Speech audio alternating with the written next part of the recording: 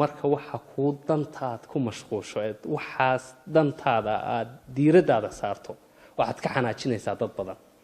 oo ay qoyskaagu ka mid yihiin marka waxaan rabaa inaan ku celiyo eriga aniga gaar buu ii taabanaya markaad waxa kuu dantaa raacdo waxa kuu dantaa keliya la noolaato si degdega waxaad uga xanaajinaysaa cid kasta qof kasta dadku sida loo badan yahay waa dad adduunyada mashquulka badan lii ay ka distract garaysay ka mashquulisay waxyaabaha koorka ee u muhiimkaa noloshooda inay qabtaan dhammaanteen aniga iga bilowo waxaa jira wax adiga kuu muhiim ah daqiiqadan aan ku jirno right now waxaa jira priority number 1 kuu leh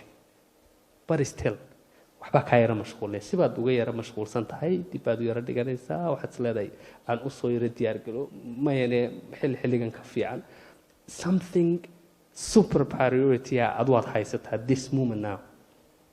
laakiin sida loo badan yahay waxay u dhacdaa inaynaan taa raacin mar walba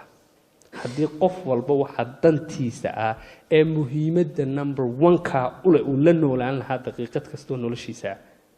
waxaan ku dhaaran karaa inaynan halkan wada fadhineen we'll all have been successful qof walba wuxuu noqon lahaa qof meel sare oo la yaab la jooga qof hadduu lacag hamigiisu ahayd millionaire hadday aqoon ahayd expert hadday ahayd qof saameyn leh influencer hadday ahaan lahayd qof kaloo dee waxyaabaha kale la jeclaaday dadku hamintooda ka mid we'll all have been there the fact is ma samayno waxaa caqabadaha ku xeeran iyo sababahana dee waynu garanaynaa sababaha waxaa noqon kara adiga caajis baa soo galay xagga ay wixii la halmaalaa sababaha waxaa noqon kara deegaanka sababaha waxaa noqon kara dee xaaladahaaga dhaqaale sababahaaga waxaa noqon kara qaabka maskaxdaadu loo soo program gareeyay all of that taa ma rabo laakiin waxaan rabaa keliya inaan isla yara dul istaagno aad iskula eegno waxa kuu dantaa markaad diiradda saarateed raacdo waxaa ku mitida la noolaato waxaad noqonaysaa iftiin lugeynaya waxaanad iftiinkaasi maaha iftiin dad madow ama dadka noloshooda oo madow iftiiminaya ma tihin waxa wanaagsan ee kuu dantaa markaad raacdo you are a light adaa iftiina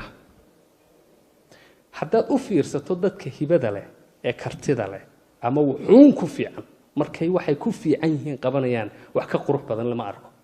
ibni aadam ka qurux badan shaqo uu u jajaban yahay oo hibadeedii iyo kartideedii leeyahay markuu qabanayo ku raaxaystaa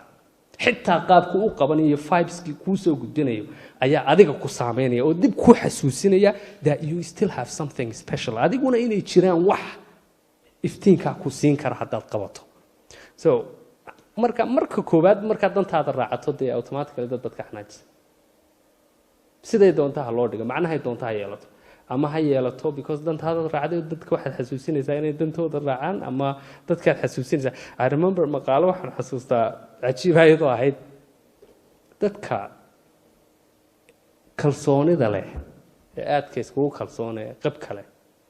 waxa ka xanaaqa dadka aan isku kalsooneyn sababtuna maaha inay necab yihiin sababtu waxa weeyaan qofka isku kalsoonin wuxuu xasuusiyaa qofka kale insecurities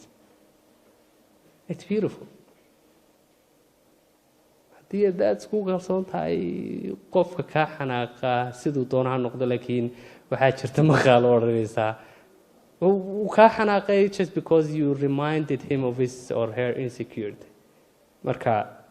waxaasoo dhan isku duub marka koobaadeed bilowda dantaada inaad ku mashquushaba waxaad ka xanaajisay dad